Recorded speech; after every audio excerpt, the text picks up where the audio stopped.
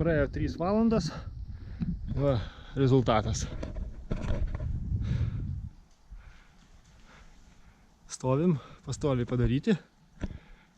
Neišnaudojau visų, ką turėjau, nes buvo planuota vat šitoj vietai dar tokį patį aukštą ir tada į viršų dar vieną. Bet kad aš užlipau ir šitoj dar vat vietai va buvo planuojama vienas aukštas. Kad aš užlipau, pažiūrėjau, aš viską pasiekiu. Tai nėra čia reikalo statyti. Ir taip viską gerai pasiekiu. Tai vat, viskas padaryta, viskas sutvirtinta.